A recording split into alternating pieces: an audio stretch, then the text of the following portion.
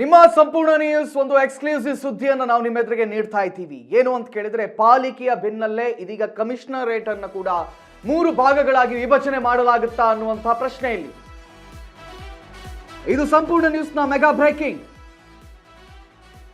ಪಾಲಿಕೆ ಬೆನ್ನಲ್ಲೇ ಬೆಂಗಳೂರು ಕಮಿಷನರೇಟ್ ವಿಭಜನೆ ಆಗುತ್ತಾ ಅನ್ನುವಂತಹ ಪ್ರಶ್ನೆ ಇಲ್ಲಿ ಮೂಡ್ತಾ ಇದೆ. ಬೆಂಗಳೂರಿಗೆ ಇನ್ಮೇಲೆ 3 ಪೊಲೀಸ್ ಕಮಿಷನರ್ ಇರ್ತಾರಾ? ಗ್ರೇಟರ್ ಬೆಂಗಳೂರು ಅಥಾರಿಟಿ ಆದ ನಂತರ ಏನೆಲ್ಲ ಆಗ್ತಾ ಇದೆ ಅಂತ ನೀವು ನೋಡ್ತಾ ಇದ್ದೀರಿ. ಅದೇ ರೀತಿಯಲ್ಲಿ ಕಮಿಷನರ್ ಕೂಡ 3 ಜನ ಇರ್ತಾರ ಅನ್ನುವಂಥ ಪ್ರಶ್ನೆ.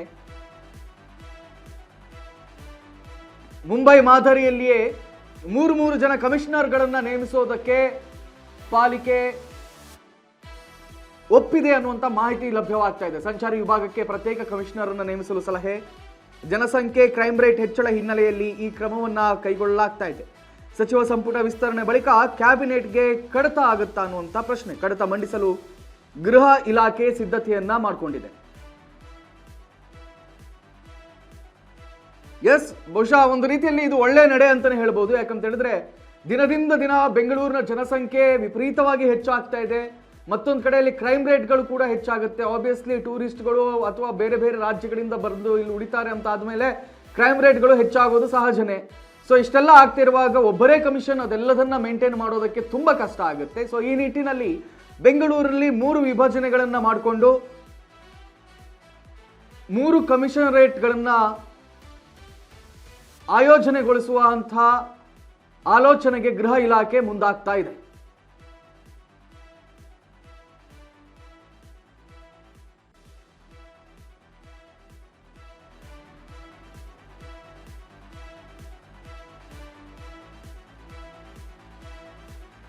ನಿಮ್ಮ ಸಂಪೂರ್ಣ ನ್ಯೂಸ್ ದ ಬಿಗ್ ಬ್ರೇಕಿಂಗ್ ಅನ್ನು ನಿಮ್ಮ ಎದುರಿಗೆ ನಾವು ತೋರಿಸ್ತಾ ಇದ್ದೀವಿ. ಇದುವರೆಗೆ ಒಬ್ಬರೇ ಕಮಿಷನರ್ ಇದ್ರು ಬೆಂಗಳೂರಿಗೆ, ಇನ್ನು ಮುಂದೆ ಒಬ್ಬರಲ್ಲ 3 ಜನ ಕಮಿಷನರ್ ಇರ್ತಾರೆ.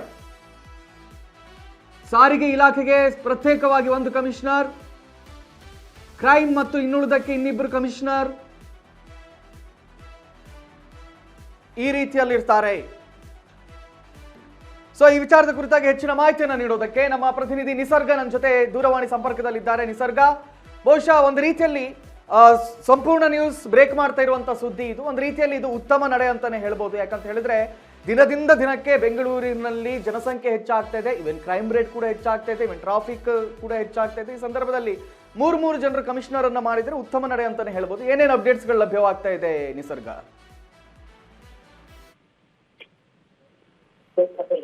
ಪಾಲಿಕೆಯನ್ನ 5 ಮಾಡಿದ ಬಳಿಕ ಈಗ ಪೊಲೀಸ್ ಇಲಾಖೆಯಲ್ಲೂ ಕೂಡ ವಿಭಜನೆಯನ್ನ ಮಾಡಬೇಕು ಅನ್ನುವಂತಹ ನಿಟ್ಟಿನಲ್ಲಿ ಈಗ ಹೊಸ ರೂಲ್ಸ್ ಗಳನ್ನ ಹೊಸ ಒಂದು ಅನುಷ್ಠಾನವನ್ನ ತರ್ತಾ ಇರುವಂತದ್ದು. ಅದರಲ್ಲಿ 69 ವರ್ಷಗಳ ನಂತರದಲ್ಲಿ ಬೆಂಗಳೂರಿನಲ್ಲೂ ಕೂಡ ಪೊಲೀಸ್ ಇಲಾಖೆಯನ್ನ 3 ಅಂದ್ರೆ ಪೊಲೀಸ್ ಆಯುಕ್ತರಾಗಿ ಏನ್ ಇವಾಗ ಒಬ್ಬರು ಸೇವೆಯನ್ನ ಸಲ್ಲಿಸ್ತಾ ಇದ್ದಾರೆ ಅದನ್ನ 3 ಜನರಿಗೆ ಒಂದು ದುಪ್ಪಟ್ಟು ಮಾಡಬೇಕು ಅನ್ನುವಂತಹ ಒಂದು ನಿರ್ಧಾರವನ್ನ ಈಗ ಸರ್ಕಾರ ತೆಗೆದುಕೊಳ್ತಾ ಇರುವಂತದ್ದು. ಇದೇ ಮಾದರಿಯಲ್ಲಿ ಮುಂಬೈಯಲ್ಲೂ ಕೂಡ ಏನು ಕಮಿಷನರೇಟ್ನ ವಿಭಜನೆಯನ್ನ ಬಹುತೇಕ ಖಚಿತವಾಗಿ ನಡೆಸ್ತಾ ಇದ್ರು. ಈಗ ಅದೇ ರೀತಿಯಲ್ಲಿ ಅದೇ ಒಂದು ದಾರಿಯಲ್ಲಿ ಈಗ ಬೆಂಗಳೂರಲ್ಲೂ ಅದೇ ವ್ಯವಸ್ಥೆಯನ್ನ ತರಲಿಕ್ಕೆ ಈಗ ಸದ್ಯ ಮುಂದಾಗಿರುವಂತದ್ದು. ರಾಜ್ಯ ಪೊಲೀಸ್ ಆಡಳಿತ ವ್ಯವಸ್ಥೆಯಲ್ಲಿ ದೊಡ್ಡ ಮಟ್ಟದಲ್ಲಿ ಬದಲಾವಣೆಯನ್ನ ರಾಜ್ಯ ಸರ್ಕಾರ ತರಬೇಕು ಅನ್ನುವಂತಹ ಉದ್ದೇಶದಲ್ಲಿ ಈ ಒಂದು ತೀರ್ಮಾನವನ್ನ ಮಾಡಲಾಗಿದ್ದು, ಈ ಒಂದು ತೀರ್ಮಾನಕ್ಕೆ ಏನು ಕಮಿಷನರ್ನ 3 ಜನ ಕಮಿಷನರ್ ಮಾಡಬೇಕು ಅನ್ನುವಂತಹ ಒಂದು ನಿರ್ಧಾರವನ್ನ ಮಾಡಿದ್ರು. ಇದಕ್ಕೆ ಈ ಹಿಂದೆ ಇದ್ದಂತಹ ಸಿಎಂ ಅವರು ಒಂದು ಬೆಂಬಲವನ್ನ ನೀಡಿರ್ಲಿಲ್ಲ.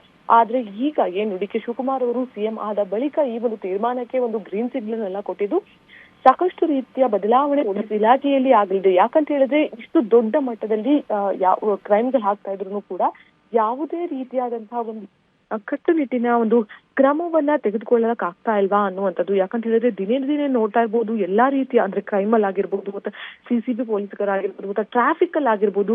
ಸೊ ಹಾಗಾಗಿ ಎಲ್ಲಾ ರೀತಿಯಲ್ಲಿಯೂ ಕೂಡ ಉತ್ತಮ ದಾರಿಯನ್ನ ತರೋದಕ್ಕೆ ಕಾನೂನು ಸುವ್ಯವಸ್ಥೆಯನ್ನ ಬೆಂಗಳೂರಿನಲ್ಲಿ ಕಾಪಾಡಬೇಕು ಅನ್ನುವಂಥ ನಿಟ್ಟಿನಲ್ಲಿ ಈಗ ಈ ತೀರ್ಮಾನವನ್ನ ಮಾಡಿದ್ದು. ಸಂಚಾರಿ ಪೊಲೀಸರಿಗೆ ಕೂಡ ಪ್ರತ್ಯೇಕವಾಗಿ ಒಂದು ಏನು IPS ಅಧಿಕಾರಿಯನ್ನ ಆಯುಕ್ತರನ್ನಾಗಿ ಮಾಡಬೇಕು ಅನ್ನುವ ತೀರ್ಮಾನವಂತೂ ಕೂಡ ಈಗ ಮಾಡಿರುವಂತದ್ದು. ಯಾಕಂತ ಹೇಳಿದ್ರೆ ಎಷ್ಟೇ ಸಿಟಿಯಲ್ಲಿ ಎಷ್ಟೇ ಟ್ರಾಫಿಕ್ ಅನ್ನ ಕಂಟ್ರೋಲಿಗೆ ತಂದ್ರೂ ಕೂಡ ಎಲ್ಲೋ ಒಂದ್ ಕಡೆ ಅದು ನಮ್ಮ ದಾರಿಯನ್ನ ತಪ್ತಾ ಇದೆ ಅನ್ನುವಂತಹ ಮಾಹಿತಿ ಈಗ ಏನು ಡಿ ಕೆ ಶಿವಕುಮಾರ್ ಅವರಿಗೆ ಗೊತ್ತಾಯ್ತು. ಅದಾದ ನಂತರದಲ್ಲಿ ಈಗ ಅವರು ಈ ಒಂದು ದಿಟ್ಟ ನಿರ್ಧಾರವನ್ನ ಅಂದ್ರೆ ಬೆಂಗಳೂರಿನಲ್ಲೂ ಕೂಡ 3 ಜನ ಪೊಲೀಸ್ ಆಯುಕ್ತರನ್ನ ನಿಯೋಜನೆ ಮಾಡಬೇಕು ಅನ್ನುವಂತಹ ಒಂದು ತೀರ್ಮಾನವನ್ನ ಸದ್ಯ ಈಗ ಕೈಗೊಂಡಿರುವಂತದ್ದು. ಇದರಿಂದ ಬೆಂಗಳೂರಲ್ಲೂ ಕೂಡ ಕಾನೂನು ಸುವ್ಯವಸ್ಥೆ ಆಗಿರ್ಬೋದು ಅಥವಾ ಟ್ರಾಫಿಕ್ ಸಮಸ್ಯೆ ಏನಾಗ್ತಾ ಇತ್ತು ಇದು ಕೂಡ ಈಗ ಎಲ್ಲೋ ಒಂದ್ ಕಡೆ ಕಂಟ್ರೋಲಿಗೆ ಬರುತ್ತೆ ಅನ್ನುವಂತ ಒಂದು ಧ್ಯೇಯವನ್ನ ಇಟ್ಕೊಂಡು ಈಗ ಅವರು ಈ ಒಂದು ಕೆಲಸಕ್ಕೆ ಮುಂದಾಗಿರುವಂತದ್ದು. ಥ್ಯಾಂಕ್ ಯು ನಿಸರ್ಗ ತಮ್ಮೆಲ್ಲ ಮಾಹಿತಿಗಳಿಗಾಗಿ. ಸಂಪೂರ್ಣ ನ್ಯೂಸ್ ಇದು ನೊಂದವರ ಧ್ವನಿ.